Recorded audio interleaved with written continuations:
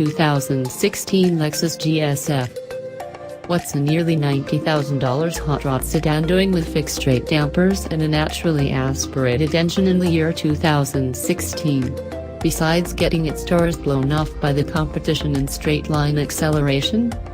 The 2016 Lexus GS F invites senior managers and junior execs to enjoy driving again. Squeal the tires around every clover leaf.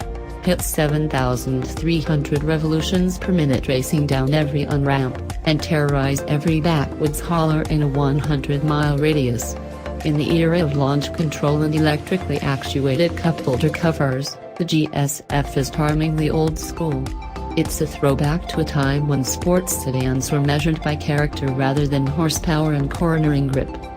One mode is better than many. That's not to say it's a covered wagon. The GS F offers more selectable settings than a Japanese oil-it, 4 tied to the engine, transmission, and electric power steering, 3 for the stability control system, and another 3 for the torque vectoring differential. It's that last piece of hardware, which is optional on the Lexus RCF Coupe but standard on the GS F 4-door, that makes this car feel so alive. By varying the torque distribution between the left and right rear wheels, Lexus engineers taught this 4,128-pound sedan to move like an overgrown Miata. Read our test of the RCF both with and without the hardware here.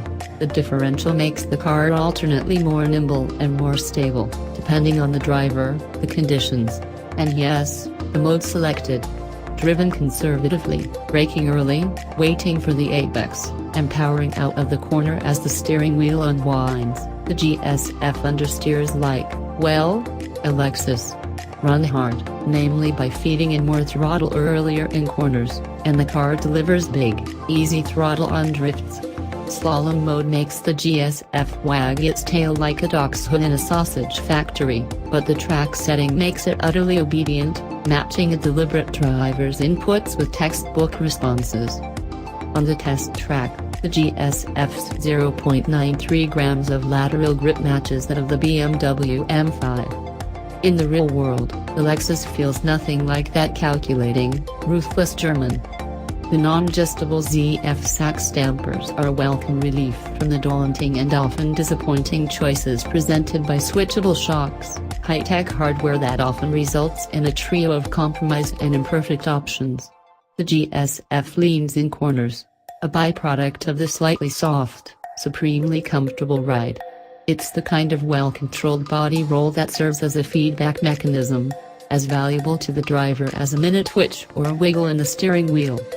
Slow in certain company, and drive it hard you will. That's the requisite to extract the full thrill from the naturally aspirated V8. Its 467 horsepower doesn't peak until 7,100 revolutions per minute, and the 389 pound-to-foot torque peak arrives at a relatively stratospheric 4,800 revolutions per minute. More velvety than Chevy's small block but with a gruffer grunt than the Mustang's Coyote V8, the Lexus engine has the perfect blend of manners and machismo.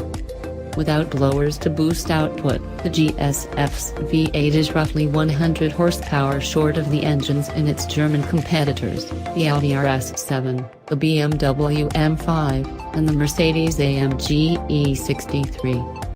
The Cadillac CTS-V makes another 173 ponies from its supercharged 6.2-liter.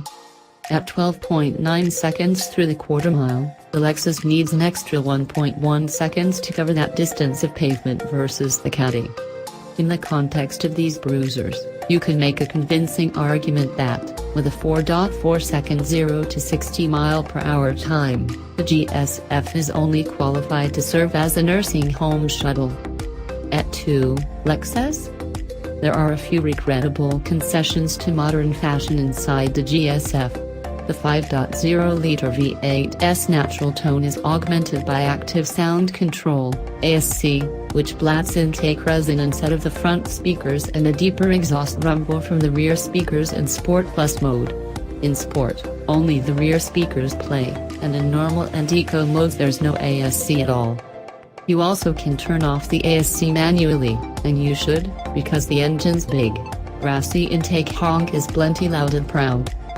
We also recommend keeping both hands on the wheel, lest your right hand drift towards the infuriating mouse joystick device that controls Lexus's infotainment system.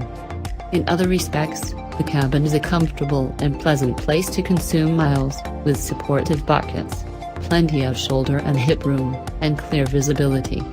The materials exude quality even if the styling is curious at best and downright dissonant in some places, such as the seats that were seemingly stitched by costume designers taking a break from the latest X-Men movie.